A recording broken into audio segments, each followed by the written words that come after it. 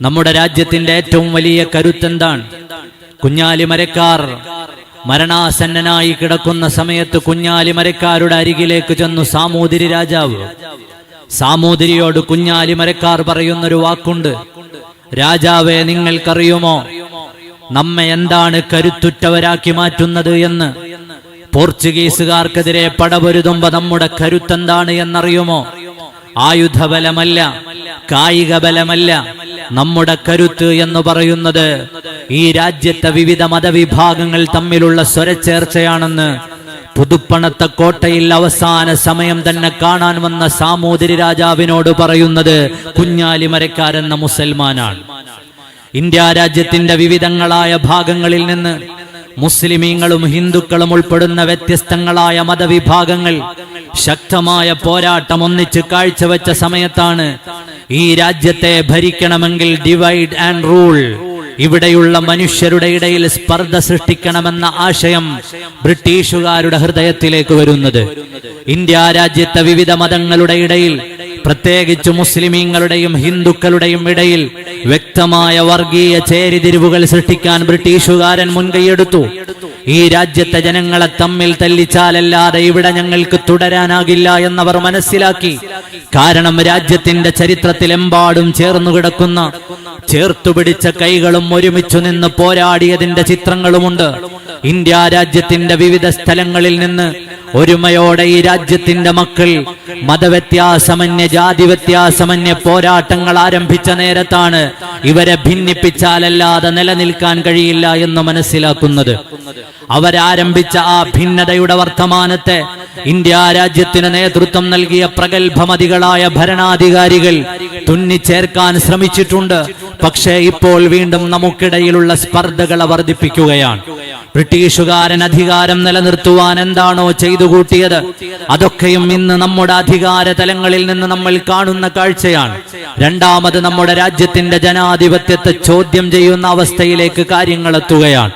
രാജ്യത്തെ സമ്മതിദാനാവകാശം ഓരോ മനുഷ്യനും പൂർണ്ണ സ്വാതന്ത്ര്യത്തോടെ വിനിയോഗിച്ച് തങ്ങൾക്ക് വേണ്ട ഭരണാധികാരികളെ തെരഞ്ഞെടുക്കുന്ന ലോകത്തെ ഏറ്റവും മികച്ചതും വലുതുമായ ജനാധിപത്യ പ്രക്രിയ എന്ന് നമ്മുടെ രാജ്യമൂറ്റം കൊള്ളുന്ന തെരഞ്ഞെടുപ്പുകൾ, ആ തെരഞ്ഞെടുപ്പിന്റെ ഇടയിലേക്ക് കയറിക്കൂടി അഡ്രസ് ഇല്ലാത്ത, ആളില്ലാത്ത, ഉപ്പയില്ലാത്ത, അച്ഛന്മാരില്ലാത്ത വോട്ടർമാരെ തിരികെ കയറ്റി തങ്ങളെന്നും അധികാരത്തിലിരിക്കുന്നതിന് വേണ്ടി ജനാധിപത്യം കുരുതി കൊടുത്ത കാലത്താണ് വോട്ട് ചോരിയെ പോലെയുള്ള, നമ്മളെല്ലാവരും കൃത്യമായി മാധ്യമങ്ങളിൽ നിന്ന് വായിച്ചുകൊണ്ടിരിക്കുന്ന വോട്ട് കൊള്ളകൾ നമ്മുടെ രാജ്യത്ത് നടക്കുന്ന കാലത്ത് ഈ സ്വാതന്ത്ര്യ ദിനത്തിൽ എനിക്ക് നിങ്ങളോട് പറയാനുള്ളത്, നമുക്ക് ഓർമ്മപ്പെടുത്താനുള്ളത്, രാജ്യത്തിന് കാവലിരിക്കുക എന്നുള്ളതാണ്. രാജ്യത്തിന് കാവലിരിക്കേണ്ട നേരമാണ്. തങ്ങൾക്കെന്നും അധികാരത്തിലിരിക്കുന്നതിന് വേണ്ടി രാജ്യത്തെ ജനങ്ങളുടെ വോട്ടുകൾ കൊള്ള ചെയ്യപ്പെടുന്നു. അധികാരത്തിലേക്ക് കയറാൻ വേണ്ടി കള്ള വോട്ടുകൾ സൃഷ്ടിച്ചുകൊണ്ട് അതിന്റെ മറവിലൂടെ അധികാരത്തിൽ തുടരാൻ വ്യാമോഹിക്കുന്നവർക്ക് നടുവിൽ ഈ രാജ്യത്തിന്റെ ഐക്യത്തെയും ജനാധിപത്യത്തെയും ഈ രാജ്യത്തിന്റെ സാമൂഹികപരമായ ഉന്നമനങ്ങളെയും ഉയർത്തിപ്പിടിച്ചുകൊണ്ട് ശബ്ദമുയർത്തേണ്ട കാലത്താണ് നമ്മൾ ഓരോരുത്തരുമുള്ളത്. നമുക്ക് ഈ രാജ്യം വളരെ വിലപ്പെട്ടതാണ്. കാരണം എന്താണ്? 1947 ഓഗസ്റ്റ് 15 ഈ രാജ്യം സ്വാതന്ത്ര്യം പ്രാപിച്ചതിനു ശേഷം രാജ്യസ്നേഹികളായി അവതരിച്ചതല്ല ഇന്ത്യ രാജ്യത്തെ മുസ്ലിമീങ്ങളൊന്നും. 1947 2014 ശേഷമോ ഈ രാജ്യത്തോടുള്ള കൂറ് പ്രഖ്യാപിച്ചവരല്ല മുസ്ലിമീങ്ങൾ. 1490കളിൽ ഈ രാജ്യത്തേക്ക് കടന്നു വന്ന പോർച്ചുഗീസുകാരുണ്ട്. ഈ രാജ്യത്തിന്റെ തീരങ്ങൾ തൊട്ട പോർച്ചുഗീസുകാരനെതിരെ പിടിച്ചെടുക്കാനാണ് വന്നതെങ്കിൽ പ്രതിരോധം തീർക്കുമെന്ന് പ്രഖ്യാപിച്ചത് ഇന്ത്യ രാജ്യത്തെ മുസ്ലിം പണ്ഡിത നേതൃത്വമാണ്. മഹാനരായ സൈനുദ്ദീൻ മഖ്ദൂം റളിയല്ലാഹു അൻഹു. ചരിത്രത്തിൽ നിന്ന് ചിലരെ നമ്മൾ ഓർക്കേണ്ടതുണ്ട്. കേരളത്തിന്റെ ആദ്യത്തെ ചരിത്ര പുസ്തകം പൊന്നാനിപ്പള്ളിയിലെ മഖ്ദൂമിന്റെ രചനയാണ് തുഹ്ഫത്തുൽ മുജാഹിദീൻ. ചരിത്രം ഇന്നും നമ്മൾ പഠിച്ചുകൊണ്ടിരിക്കുകയാണ്. എങ്ങനെയാണ് തുഹ്ഫ പിറന്നത്? എന്തിനു വേണ്ടിയാണ് തഹ്രീൽ പിറന്നത്? എന്തിനു വേണ്ടിയാണ് പ്രതിരോധത്തിന്റെ പാട്ടുകൾ പിറന്നത്? നമ്മുടെ നാട്ടിൽ പലരും കച്ചവടത്തിന് വരാറുണ്ട്. പക്ഷേ പോർച്ചുഗീസുകാരനായ വാസ്കോ ഡ ഗാമയുടെ വരവ് ഈ മണ്ണ് പിടിച്ചെടുക്കാനാണെന്ന് തിരിച്ചറിഞ്ഞപ്പോ സാമൂതിരി എന്ന ഹൈന്ദവന്റെ കൂടെ നിന്ന് യുദ്ധം ചെയ്ത് രാജ്യത്തിന് വേണ്ടി പണിയെടുക്കാൻ ഈ രാജ്യത്തെ മുസ്ലിമീങ്ങളോട് പ്രഖ്യാപിക്കുകയായിരുന്നു ഇന്ത്യ രാജ്യത്തെ സമുന്നതമായ മുസ്ലിം നേതൃത്വം. വാസ്കോഡഗാമയ്ക്കെതിരെ പടപൊരുതു, സാമൂതിരിയുടെ കൂടെ ചേർന്നു നിൽക്കൂ എന്ന് നമ്മുടെ കേരളത്തിലെ മുസ്ലിമീങ്ങളെ പഠിപ്പിക്കുകയായിരുന്നു. ഈ രാജ്യത്തിന് വേണ്ടിയുള്ള പോരാട്ടം അത് നമ്മുടെ വിശ്വാസത്തിന്റെ ഭാഗമാണ് എന്നവരെ പറഞ്ഞു മനസ്സിലാക്കി കൊടുത്തു. വീരേതിഹാസം രചിച്ച മഹാരഥന്മാരായ കുഞ്ഞാലിമാർ പിറന്നു. ഇവിടേക്ക് കടന്നു വന്ന വൈദേശികർക്കെതിരെ നമ്മൾ വിപ്ലവം തീർത്തു. മനോഹരമായ ചരിത്രങ്ങൾ എത്രയാണ് പറയാനുള്ളത്. വാസ്കോഡഗാമയ്ക്കെതിരെ പടപൊരുതാൻ സാമൂതിരിയുടെ കൂടെ നിന്നു. ഹിന്ദുക്കൾ ഭരിക്കുന്നത് കൊണ്ട് മുസ്ലിങ്ങൾക്ക് എന്തെങ്കിലും പ്രശ്നമുണ്ടോ? ഒരു പ്രശ്നമില്ല. ഇവിടെ സാമൂതിരിയുടെ കൂടെ തോളോട് തോളുരുമ്മി നിന്ന പാരമ്പര്യം കേരളത്തിലെ മുസ്ലിമീങ്ങൾക്കുണ്ട്, ഇന്ത്യയിലെ മുസ്ലിമീങ്ങൾക്കുണ്ട്. വിവിധ രാജ്യങ്ങളിലെ ഹൈന്ദവ രാജാക്കന്മാരുടെ കൂടെ നിന്നിട്ടുണ്ട്. നീതിമാന്മാരായിരുന്നു അവർ. അവരുടെ കൂടെ നിന്നുകൊണ്ട് ഈ രാജ്യത്തെ സംരക്ഷിച്ച ചരിത്രമുണ്ട്. 1490 കഴിഞ്ഞു. പിന്നെയും രാജ്യത്തിന്റെ പലയിടങ്ങളിലും മനോഹരമായ സ്വാതന്ത്ര്യ സമര പോരാട്ടത്തിന്റെ ചരിത്രം വായിച്ചു നോക്കൂ. അവിടെയെല്ലാം മുസ്ലിമീങ്ങളുണ്ട്. അവരുടെ രചനകളും അവരുടെ ഇടപാടുകളും ഒക്കെയുണ്ട്. നമ്മുടെ രാജ്യം ഒന്നാം സ്വാതന്ത്ര്യ സമരം എന്ന് വിളിക്കുന്ന 1857 ഒന്നാം സ്വാതന്ത്ര്യ സമരം, അതിന്റെ ആഹ്വാനങ്ങളിൽ ഒന്ന് വന്നത് പള്ളികളിൽ നിന്നാണ്.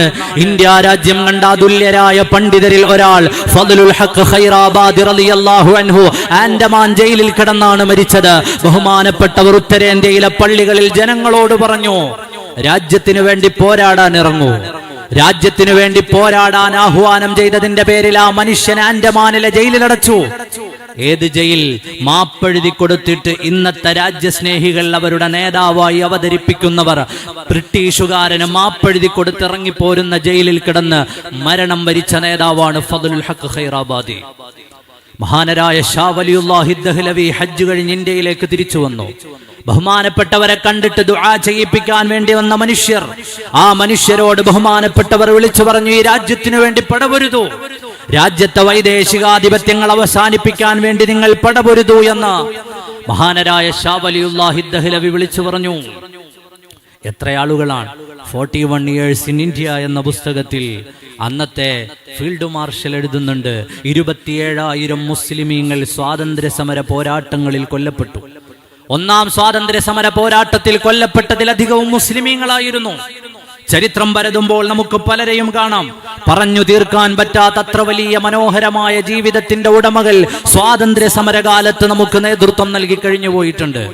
ചരിത്രത്തിൽ നിന്ന് അവരെയൊക്കെ വെട്ടിമാറ്റാനുള്ള ശ്രമങ്ങൾ നടക്കുന്ന കാലത്ത് പ്രിയപ്പെട്ടവരെ, ചെറുപ്പക്കാരെ, അല്ലാഹു സുബ്ഹാനഹു വ തആലയുടെ പരിശുദ്ധമായ ദീൻ മുറുകെ പിടിക്കുകയും ഈ രാജ്യത്തിന്റെ സ്വാതന്ത്ര്യ സമര പോരാട്ടത്തിൽ ഉൾപ്പെടുകയും ചെയ്ത നമ്മുടെ മുൻഗാമികളുടെ ചരിത്രം നമ്മൾ വായിച്ചിരിക്കുക.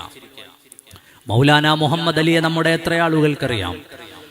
മഹാത്മാഗാന്ധിയുടെ കൂടെ നിന്ന് പടപൊരുതിയ മൗലാന മുഹമ്മദ് അലി ജൗഹർ, ആ മനുഷ്യനെ ലാഹോറിൽ തടവിലിട്ട സമയത്ത് മഹാത്മാഗാന്ധി കത്തെഴുതി, ഈ രാജ്യത്തെ ഹിന്ദുക്കളും മുസ്ലിമീങ്ങളും ബഹുമാനിക്കുന്ന മനുഷ്യനാണ് മൗലാന മുഹമ്മദ് അലി, അദ്ദേഹത്തെ വിട്ടയക്കുക. മൗലാന ഷൗക്കത്ത് അലി, മഹാനരായ മൗലാന അബുൽ കലാം ആസാദ്, ഇന്ത്യ രാജ്യത്തിന്റെ അമരത്തിരുന്ന് ഈ രാജ്യത്തിനു വേണ്ടി പടപൊരുതിയ മഹാരഥന്മാരായ മുൻഗാമികൾ എത്രയാണ് നമുക്കുള്ളത്. അവരുടെ ജീവിതങ്ങളെ പഠിക്കുവാനും അറിയുവാനും നമ്മൾ സ്വാതന്ത്ര്യ സമരത്തെ, സ്വാതന്ത്ര്യ ദിനത്തെ ഉപയോഗപ്പെടുത്തണമെന്നാണ് എനിക്ക് തലമുറകളോട് പറയാനുള്ളത്. നമ്മുടെ ഈ രാജ്യം ഇന്ന് 2-3 ദിവസം മുമ്പ് നിങ്ങൾ കേട്ടില്ലേ, ഓഗസ്റ്റ് 14 വിഭജന ദിനമായി ആചരിക്കണം. ദൗർഭാഗ്യകരം, ഒരു രാജ്യത്തിനു വേണ്ടി പടപൊരുതി ഒരു മനസ്സോടെ നിന്ന മുസ്ലിമിനെയും ഹിന്ദുവിനെയും തമ്മിൽ തെറ്റിച്ചുകൊണ്ട് 2 രാജ്യങ്ങൾക്ക് സ്വാതന്ത്ര്യം നൽകി. പാകിസ്ഥാൻ എന്ന മറ്റൊരു രാജ്യം പിറന്നു. ആരായിരുന്നു അങ്ങനെ ഒരു ആശയത്തിന്റെ പിന്നിലുണ്ടായിരുന്നത്? ഈ വിഭജനത്തിന്റെ പിന്നിലുണ്ടായിരുന്നത് 2 nations എന്ന തിയറി സവർക്കർ ഉൾപ്പെടെയുള്ള തീവ്രവാദികളായ വർഗീയവാദികളുടേതാണ്. നിഷേധിക്കാൻ പറ്റുമോ? നമ്മുടെ കേരള ഗവർണർ കേരളത്തിലെ പല കോളേജുകളിലും സർക്കുലർ അയച്ചു, ഓഗസ്റ്റ് 14 വിഭജനാ ദിനമായി ആചരിക്കണം. ഈ രാജ്യത്തെ വെട്ടിമുറിക്കാനുള്ള തിയറി ഇന്ത്യ രാജ്യത്തെ വർഗീയവാദികളായ സവർക്കർ ഉൾപ്പെടെയുള്ളവരുടേതാണ്. അതിന് മുഹമ്മദ് അലി ജിന്നയെ പോലെയുള്ള ചിലർ കൂട്ടുനിന്നു. ആ മുഹമ്മദ് അലി ജിന്നയ്ക്ക് ഇന്ത്യ രാജ്യത്തെ മുസ്ലിമീങ്ങളിൽ നിന്നൊരു പിന്തുണയും ലഭിച്ചിട്ടില്ല. മൗലാന അബുൽ കലാം ആസാദ് മുഖത്ത് നോക്കി ചോദിച്ചു, ആരുടേതാണോ ഈ ആശയം? മുസ്ലിമീങ്ങൾക്ക് വേണ്ടി പ്രത്യേകം ഒരു രാജ്യം എന്തിനാണ്? ഇന്ത്യ വിൻസ് ഫ്രീഡം എന്ന പുസ്തകം രേഖപ്പെടുത്തുന്നുണ്ട്. ചരിത്രം മറിച്ചു വെച്ചാൽ മനോഹരമായ അധ്യാപനങ്ങൾ കാണാം. ഇത് നമ്മുടെ രാജ്യമാണ്. ഇവിടെ നിന്ന് വിഭജിച്ചു കൊണ്ടുപോകാനുള്ള ആശയങ്ങളെ പരാജയപ്പെടുത്തുവാൻ ജവഹർലാൽ നെഹ്റുവിന്റെ കൂടെ നിന്നത് മുസ്ലിമീങ്ങളാണ്. ശക്തിയുക്തം പ്രസംഗിച്ചത് മുസ്ലിമീങ്ങളാണ്. പ്രിയപ്പെട്ട സഹോദരങ്ങളെ, വിഭജനം എന്ന ആശയം തന്നെ ഇന്ത്യ രാജ്യത്തെ വർഗീയവാദികളുടേതാണ്. ഇന്ത്യ രാജ്യത്തെ അവര് അതിന് പറഞ്ഞു വെച്ച ഒരു തിയറിയുണ്ട്: മുസ്ലിമീങ്ങൾക്കും ഹിന്ദുക്കൾക്കും ഈ രാജ്യത്ത് ഒന്നിച്ച് ജീവിച്ചു പോകാൻ കഴിയില്ല. രണ്ട് രാജ്യം എന്ന തത്വം തിയറി പറഞ്ഞു വെക്കുമ്പോൾ പറഞ്ഞത് മുസ്ലിമീങ്ങൾക്ക് ഹിന്ദുക്കൾക്കും ഈ രാജ്യത്ത് ഒന്നിച്ച് ജീവിച്ചു പോകാൻ കഴിയാത്തത് കൊണ്ട് രണ്ട് രാജ്യം വേണം എന്ന ആശയം ഈ രാജ്യത്ത് നടപ്പിലാക്കാൻ ശ്രമിച്ച വർഗീയവാദികൾ, അവരെ ഏറ്റുപിടിച്ച മുഹമ്മദ് അലി ജിന്നയെ പോലെയുള്ളവർ. അപ്പോഴും നോക്കൂ, മുഹമ്മദ് അലി ജിന്ന ഒരു മോഡേൺ മുസ്ലിം ആയിരുന്നു. മൗലാന അബുൽ കലാം ആസാദ് താടി വെച്ച് തൊപ്പി വെച്ച മനോഹരമായ ഇസ്ലാമിന്റെ ആശയങ്ങൾ ഉൾക്കൊള്ളുന്ന സമ്പൂർണനായ മുസ്ലിമുമായിരുന്നു. ഈ രാജ്യത്തിനൊപ്പം നിന്നതിന്റെ മനോഹരമായ ചരിത്രങ്ങൾ എത്രയാണ് നമുക്ക് പറയാനുള്ളത്. ഇങ്ങനെ തുടങ്ങിയാൽ 1857 ഒന്നാം സ്വാതന്ത്ര്യ സമരം മുതൽ ഈ രാജ്യത്തെ നയിച്ച മഹാനേതാക്കളുടെ കൂടെ ഇന്ത്യ രാജ്യത്തിന്റെ വിവിധയിടങ്ങളിൽ പടപൊരുതിയ നമ്മുടെ മുൻഗാമികൾ എത്രയുണ്ട്. ബ്രിട്ടീഷ് ആധിപത്യങ്ങൾക്കെതിരെ പടപൊരുതിയവരെത്രയുണ്ട്. ചരിത്രത്തിൽ നിന്ന് എത്ര പേരെയാണ് വെട്ടിമാറ്റിയാൽ മുസ്ലിമീങ്ങളുടെ പ്രാതിനിധ്യത്തെ ഒഴിവാക്കാൻ കഴിയുക. പഴശ്ശിയുടെ കൂടെ ബ്രിട്ടീഷുകാർക്കെതിരെ പടപൊരുതിയ ഒരു ഉണ്ണിമൂസയുണ്ടായിരുന്നു. ബ്രിട്ടീഷുകാരനെതിരെ പടപൊരുതുമ്പോൾ ഉണ്ണിമൂസയോട് ബ്രിട്ടീഷുകാർ പറഞ്ഞു, നിങ്ങൾക്ക് ഓരോ മാസവും 1000 രൂപ വീതം തരാം. 1940കളുടെ മുമ്പ് 1000 രൂപയുടെ വില എത്രയാണ്? പഴശ്ശിയുടെ കാലം, ടിപ്പു സുൽത്താന്റെ കാലം, ആ കാലഘട്ടത്തിൽ നമ്മുടെ രാജ്യത്തേക്ക് വന്ന വൈദേശികർക്കെതിരെ പടപൊരുതുന്ന ആളുകളോട് പറഞ്ഞത് 1000 രൂപ നിങ്ങൾക്ക് തരാം. ഉണ്ണിമൂസയോട് പറഞ്ഞത് 1000 രൂപ എല്ലാ മാസവും നിങ്ങൾക്ക് തരാം. നിങ്ങൾ ഈ പോരാട്ടത്തിൽ നിന്ന് പിന്മാറണമെന്ന് പറഞ്ഞപ്പോ അവരോട് പറഞ്ഞു, എന്റെ ജന്മനാടിന് നീ ഇടുന്ന വില 1000 രൂപയാണെങ്കിൽ 1000 രൂപയ്ക്ക് വേണ്ടി എന്റെ മണ്ണ് വിൽക്കാൻ ഞാൻ ഒരുക്കമല്ല എന്ന് പറഞ്ഞ ആ മനുഷ്യൻ പെരിന്തൽമണ്ണയിലെ കോട്ടയിൽ വെടിയേറ്റു വീണു. മലബാറിലെ വീട്ടുമുറ്റത്ത് മരിച്ചു വീണ വെടിയേറ്റു വീണ പോരാളികൾ എത്രയാണ്? സമര പോരാളികളുടെ ചരിത്രം വായിച്ചു നോക്കൂ, എത്ര പേരാണ്? വാരിയംകുന്നത്തെ കുഞ്ഞഹമ്മദ് ആജിയുടെ ചരിത്രം നമ്മൾ കേൾക്കാറില്ലേ? നിങ്ങൾക്ക് മക്കയിലേക്ക് പോകാൻ ഞാൻ അവസരം തരാം, നിങ്ങൾ ഈ പോരാട്ടം അവസാനിപ്പിക്കൂ എന്ന് പറഞ്ഞപ്പോ ബ്രിട്ടീഷ് പട്ടാളത്തിന്റെ 4/1 മലബാറിൽ വന്ന് മലബാറിലെ സമര പോരാളികളെ നേരിടുന്ന കാലം, നിങ്ങൾക്ക് മക്കയിൽ പോയി താമസിക്കാം. വാരിയംകുന്നൻ ഒരു മറുപടി ഉണ്ടായിരുന്നു: മക്ക എനിക്കിഷ്ടമാണ്, എന്റെ കിബിലയാണ്, ഞാൻ തിരിഞ്ഞു നിന്ന് നിസ്കരിക്കുന്ന ഇടമാണ്. പക്ഷേ എന്റെ ജന്മനാട് നിന്റെ കാലിന്റെ അടിയിൽ അടിയറ വെച്ചിട്ട് ഞാൻ ആ മക്കയിലേക്ക് പോകുമെന്ന് നീ സ്വപ്നം കാണേണ്ടതില്ല. നിന്റെ സ്വപ്നം ഇവിടെ പുലരാൻ പോകുന്നില്ല. നമ്മുടെ നാട്ടിലെ വർഗീയവാദികൾ, ഇന്ത്യ രാജ്യത്തെ മുസ്ലിമീങ്ങൾ ഈ രാജ്യം വിട്ടുപോകണമെന്ന് പറയുന്ന സകലരോടും നമുക്ക് പറയാനുള്ളത് മൗലാന അബുൽ കലാം ആസാദിന്റെ വാരിയംകുന്നന്റെ നമ്മുടെ മുൻഗാമികളുടെ ഓർമ്മകൾ ജ്വലിക്കുന്ന വർത്തമാനമാണ്. ഈ രാജ്യം നമ്മുടേതാണ്. ഇവിടെയാണ് ജീവിക്കുക, ഇവിടെയാണ് മരിക്കുക. ഇത്രയേറെ സന്തോഷത്തോടുകൂടി, ഇത്രയേറെ ആവേശത്തോടുകൂടി പറയാൻ കഴിയുന്ന ഏത് ചരിത്രമാണുള്ളത്? ഈ രാജ്യത്തിന്റെ വിവിധങ്ങളായ ഇടങ്ങളിൽ വെടിയേറ്റു വീണ, കൊല ചെയ്യപ്പെട്ട, തൂക്കിലേറ്റപ്പെട്ട രാജ്യത്തിനു വേണ്ടി ശബ്ദിച്ച നമ്മുടെ മുൻഗാമികൾ എത്രേ. ആലി മുസ്ലിയാർ പള്ളിയിലെ മുസ്ലിയാരായിരുന്നല്ലോ, തിരൂരങ്ങാടി പള്ളിയിലെ ഉസ്താദായിരുന്നല്ലോ. ആലി മുസ്ലിയാരെ നാടുകടത്തി ആൻഡമാനിൽ വെച്ച് മരണപ്പെട്ടുപോയി. വാരിയംകുന്നന്റെ ജനാസയുടെ അവസാനത്തെ അസ്ഥിയും കത്തിച്ചു കളഞ്ഞു. എന്തുകൊണ്ട്? അവരുടെ ഓർമ്മകൾ തുടിക്കുന്ന ഇടത്തു നിന്ന് പോലും ഞങ്ങൾക്ക് പ്രതിരോധമുണ്ടാകുമെന്ന് പേടിച്ചുകൊണ്ടാണ് വാരിയംകുന്നന്റെ ജനാസ കത്തിച്ചു കളഞ്ഞത്, ആലി മുസ്ലിയാരുടെ ജനാസ കത്തിച്ചു കളഞ്ഞത്. ഇന്ത്യ രാജ്യത്തെ ബ്രിട്ടീഷുകാരൻ ചെയ്തു കൂട്ടിയ അതിക്രമങ്ങൾ എത്രയാണ്? ഈ മുൻഗാമികളെല്ലാവരും അനുഭവിച്ച ത്യാഗം, ആ ത്യാഗത്തിന്റെ ബാക്കിപത്രമായ സ്വാതന്ത്ര്യ ദിനത്തെ നമ്മളെല്ലാവരും ഉയർത്തിപ്പിടിക്കുക. അതിന്റെ അവകാശികൾ നമ്മളാണ്. നമ്മുടെ മുൻഗാമികളുടെ ചരിത്രം അവിടെ പറഞ്ഞു വെക്കാനുണ്ട്. വിഭജനത്തിന്റെ അവകാശികൾ നമ്മളല്ല. ഈ രാജ്യത്തെ രക്തപങ്കിലമാക്കിയതിന്റെ അവകാശികൾ നമ്മളല്ല. രാജ്യം വെട്ടിമുറിക്കുക എന്ന തിയറി ബ്രിട്ടീഷുകാരൻ്റെത് കൂടിയായിരുന്നു. അതിന്റെ ഭാഗമായിട്ടാണ് ഇന്ത്യയുടെ ഭാഗമായ ബർമയെ 1935 മുറിച്ചു കളഞ്ഞത്. അപ്പൊ നമ്മുടെ രാജ്യത്തിന്റെ വിവിധങ്ങളായ ഇടങ്ങളിൽ പടപൊരുതിയ 10,000-കണക്കിന് വീരേതിഹാസം രചിച്ച വല്യുപ്പമാരുടെ ചരിത്രം വിളിച്ചു പറയാനുള്ളവരാണ് ഇന്ത്യയിലെ മുസ്ലിമീങ്ങൾ. മറക്കാൻ കഴിയോ? നമ്മുടെ രാജ്യത്തിനു വേണ്ടി ജീവിതം കൊടുത്ത മഹാനുഭാവന്മാരെ മറക്കാൻ കഴിയോ? അന്നൊന്നും ഈ രാജ്യത്തിന്റെ സ്വാതന്ത്ര്യ സമര പ്രവർത്തനങ്ങളിൽ ഇല്ലാത്തവർ ഇന്ന് രാജ്യസ്നേഹം പറയുന്നത് കേൾക്കുമ്പോൾ അത്ഭുതം തോന്നുകയാണ്.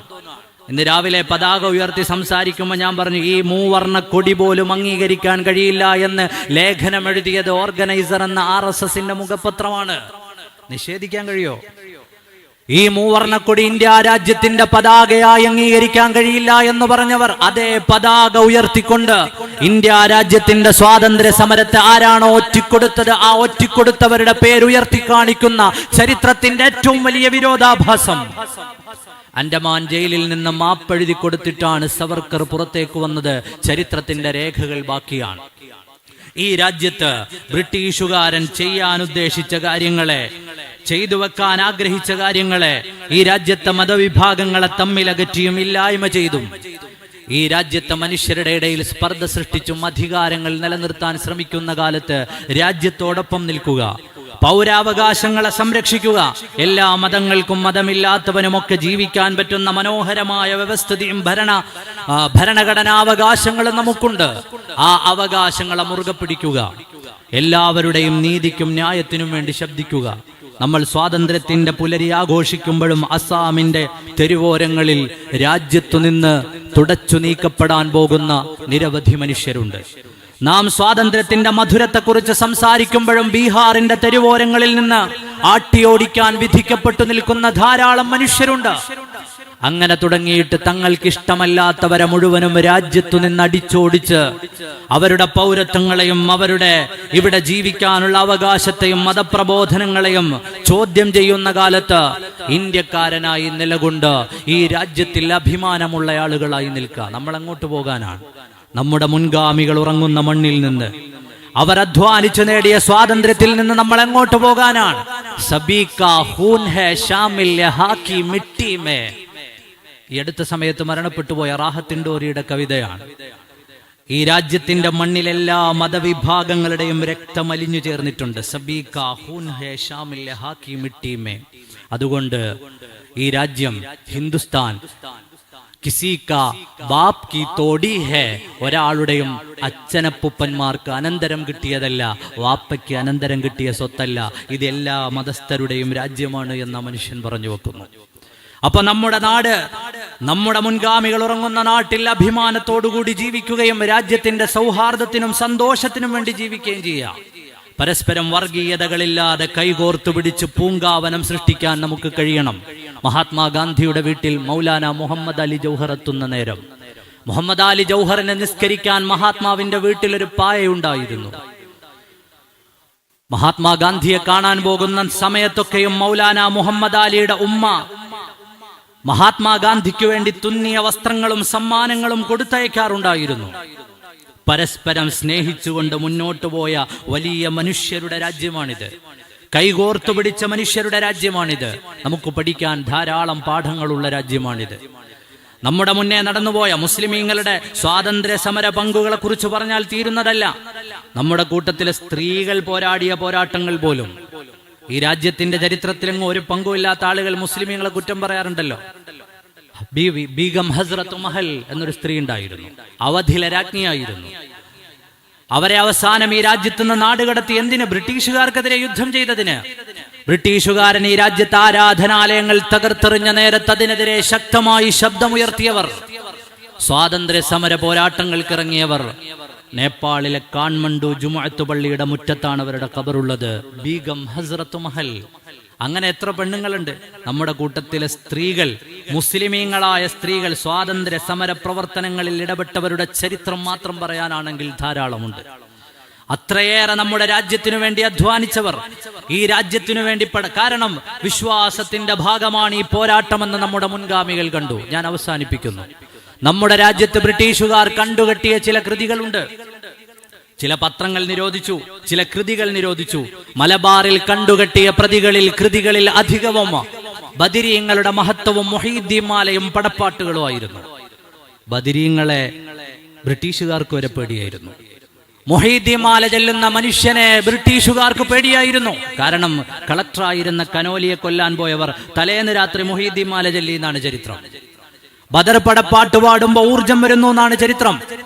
ബദർമാലയുടെ ബദർ പടപ്പാട്ടുകളുടെ മുഹീദ്ദീൻ മാലകളുടെ പടപ്പാട്ടുകളുടെ ശുഹദാക്കളുടെ ഓർമ്മകളുടെ പുസ്തകങ്ങളെ മുഴുവനും ബ്രിട്ടീഷുകാരൻ കണ്ടുകെട്ടി. മുസ്ലിമീങ്ങൾക്ക് ഊർജം നൽകുന്നതൊന്നും ഇവിടെ ബാക്കിയാകാൻ പാടില്ല. 50-ലേറെ കൃതികൾ കണ്ടുകെട്ടി. അതിലധികവും ബദരീങ്ങളുടെ മനാഖിബുകളും മുഹീദ്ദീൻ ശൈഖ് റളിയല്ലാഹു അൻഹുവിന്റെ മാലയും ഉൾപ്പെടെയുള്ളവയായിരുന്നു.